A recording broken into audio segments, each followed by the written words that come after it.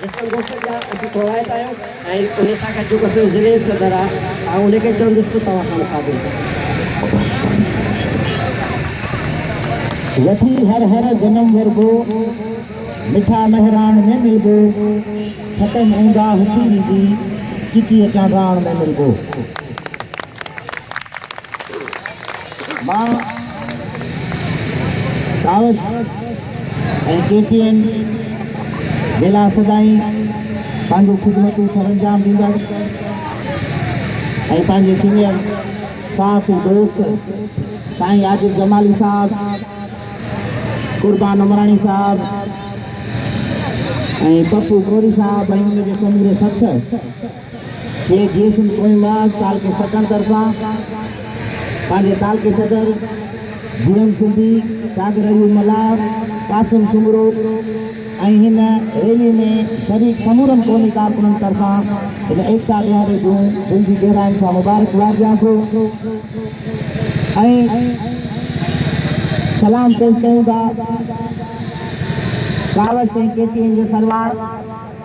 मोहतरम अली काज़ी साहब खे जंहिं हिन जदीद टेक्नोलॉजी वारे दौर में पंहिंजे सिंधी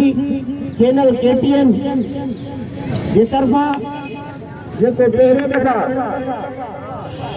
6 दिसंबर ते सकाफ़ती ॾियारो मल्हाइण जो ऐलान कयो मां सम्झां थो त जॾहिं तव्हां ऐं असां ख़ासि तौर ते सिंध जा नौजवान हिन टोपी अजरक ऐं पटके जी अहमियत खां परे थींदा पिया वियासीं उन टाइम ते उहो ॾीओ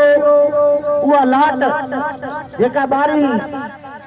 उहा मोहतरम अली काज़ी साहब ॿारी ऐं अॼु उनजो उहो ॾीओ उनजी उहा रोशनी सॼी सिंध पर सॼी दुनिया ताईं पहुची चुकी आहे ऐं अॼु जॾहिं हुन मुसलसल हिन सिलसिले खे जारी रखियो त मां सम्झां थो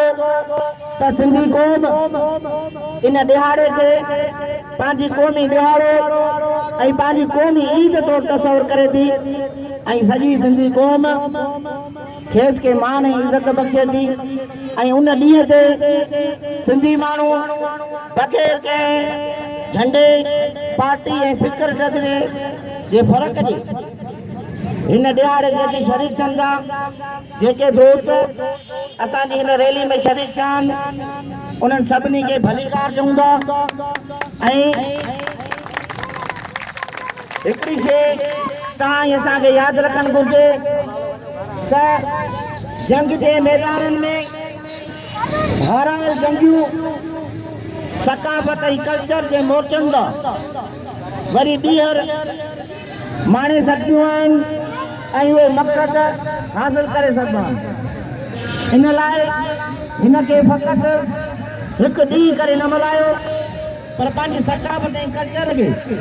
पंहिंजे हिन क़ौमी कचहरियुनि ऐं ओताकुनि वारे सिलसिलनि खे वरी ॿीहर जीआरियो त जीअं सिंध उन मोहन जे दड़े जे दौर वांगुरु ॿीहर शाहकार ऐं पूरी दुनिया जे लाइ हिकु अमन जो गहवारो बणिजी साम्हूं अचे।